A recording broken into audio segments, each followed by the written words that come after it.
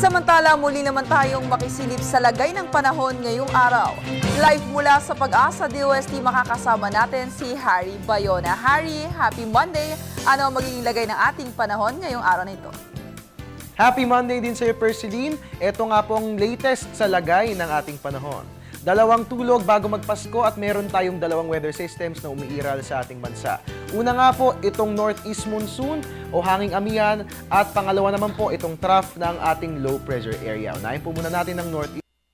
Ito nga po yung nakaka-apekto dito sa Luzon, so asahan po natin ng light rains dyan po yan sa Cagayan Valley at ganun din sa Ilocos at Cordillera region.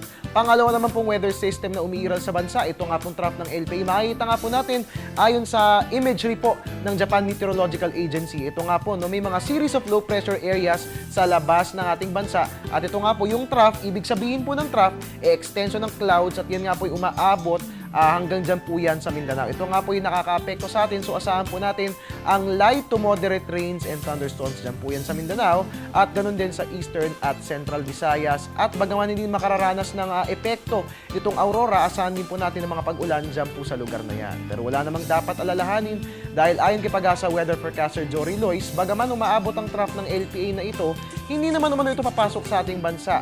At mga kababayan, ayon nga po kay Mr. Lois, no, aasahan po natin na weather dito po sa atin sa Metro Manila at sa titirang bahagi ng ating bansa, maaliwalas po yan sa umaga. Pero kapag pasapit po ng hapon o gabi, makararanas naman po tayo ng mga pag-ulan. At mga kababayan, ngayon nga pong Pasko, no, ayon nga po kay Mr. Lois, more or less, ganito rin pong ating maaasahang lagi ng panahon. Iiral nga po itong northeast monsoon dito sa atin sa Luzon. So asahan po natin na magiging maaliwalas ang ating weather for the holiday season dito po yan sa Luzon. At sa Visayas, Mindanao, iiral pa rin po itong trough ng low pressure air. So asahan po natin na magiging maulan ang ating holiday.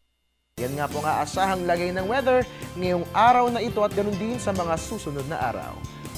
At yan po muna ang latest mula rito sa Pag-asa DOST. Para mag-i-updated tayo palagi sa lagay ng ating weather, ang ating gagawin, ipa-follow ang ating Twitter at Panahon TV. And of course, you can also visit our website. It's www.panahon.tv. At para sa mga maagang nagpe-Facebook ngayong Lunes ng umaga, pwedeng-pwede po yan na i-like po ang ating Facebook page, Panahon.tv. At your service po yung weatherman, Harry Bayona, nagpapaalalang tiwala lang. May tamang panahon ang bawat pagkakataon. 2 days na lang, Pasko na. Merry Christmas in advance, Perceline. Magandang umaga. Merry Christmas in advance, Harry, at maraming salamat sa iyo.